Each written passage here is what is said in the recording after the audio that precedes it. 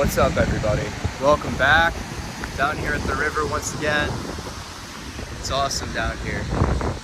Nice fresh air, catching the vibes. Today, I want to invite you to think in a way that is somewhat existential, but in viewing life in this particular way, you can really free yourself from a lot of the heavy bondage that we might find ourselves in and the way that we think about life and reality in general. So, whatever you believe about what happens after we die is fine. But for the moment, if you will, give yourself permission just to consider what I'm about to tell you. So, imagine if our soul is immortal. Our soul is something infinite, and when we pass on from this physical vessel, we're going to carry on, and this physical life is going to be like a blip in time comparatively to how long we would spend just as our soul drifting through whatever reality might be at that stage in time. Now, if we were to think like that and understand that this life is just such a brief period of time, it would in reality free us up from a lot of depression, a lot of suffering, a lot of anxiety, because it would make you realize two things really. One being that this is temporary, and you're going to go back to a place where you're going to have everything that you want. You're going to experience joy and freedom, liberation from the constraints of this reality. The other thing being that what we experience in this life, and often the things that we stress out about, the things that we get depressed about, are really not that significant in the grand scheme of things. You know, the things that we get depressed about is when we're looking at the future, and in looking at the future, we think we're not going to get what we want.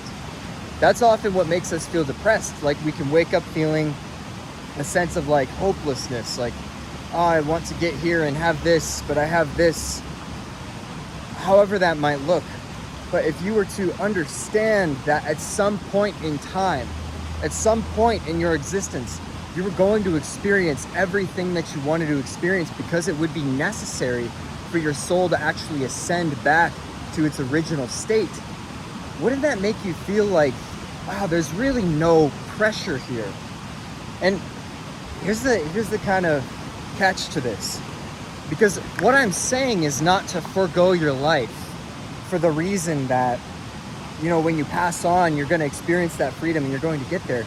But what I'm saying is, if you were to know already that you're going to get everything that you want inevitably, whether in this life or not, doesn't that bring a just feeling of relaxation over you? Like, man, it is all good. Things are gonna work out no matter what. No matter what happens, I'm gonna be okay. I'm gonna experience what I need to experience, and it's fine. There's no limitations and there's no constraints, whether in this life or not. But like I said, the point is not to forgo this life, but the point is to embrace that vibration. Because if you feel all of a sudden like, yeah, it's already gonna be taken care of, it's all good, then in this life, you're going to be manifesting things that align with that already. See, like I said, when we think just so physically, so anchored in our physical life and the constraints and the restrictions of this dense reality, it can make us feel that sense of anxiety or that sense of depression or that sense of struggle, which we came here to experience. But often, if we fail to see the bigger picture, if we fail to see what it all means and where we're headed, then it's going to constrain us within this life, because we're going to be feeling a vibration of that constraint, of that lack, of that difficulty, that suffering, whatever it might be. And when we feel that, we're going to continue to manifest more of that, because our perspective is not true.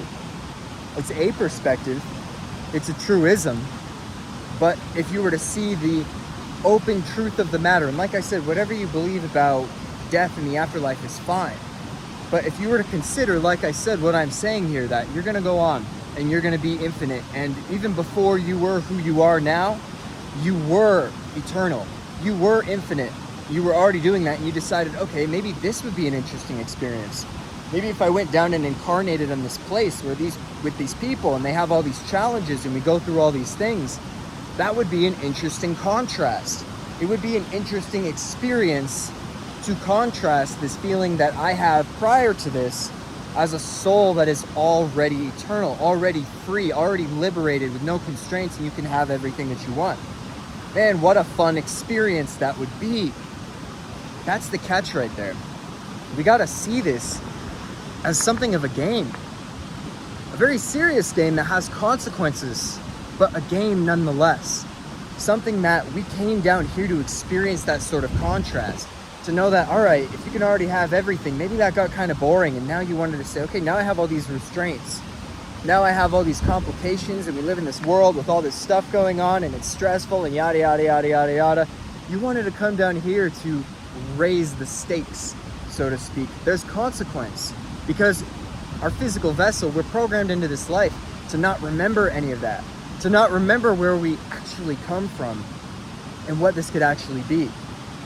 So like I said, when you tap into the frequency of, I've already got it, it's already going to happen. Everything that I want and everything that I need is going to happen one way or another. I'm going to experience it because in order for myself to ascend back to the godlike state that I was in prior to incarnating, I have to have those experiences. I laid them along my path so that I could have those experiences of growth and ascend back to the origin, the source, which we all come from. So with that, my friends, it's important to know that we've put ourselves into this illusion for a reason. We wanted to experience these constraints and the suffering and the anxiety and the depression because it makes it feel real. It makes it feel tangible, physical. It gives it a sense of difficulty and meaning when we overcome things. But remember that in the grand scheme of things, you've already got it. And everything you need and want is already going to happen. And when you tune into that now, you can bypass so much suffering.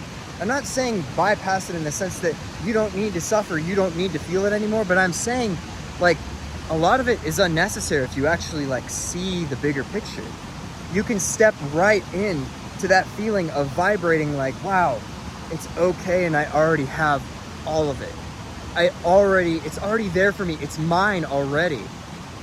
In a matter of time, in a matter of this existence, within this existence, I will experience everything that I need to experience and I will eventually go back home to where I came from.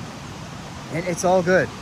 So my friends, tap into that feeling, tap into that vibration and notice how your life's gonna change. Things are gonna be still real here.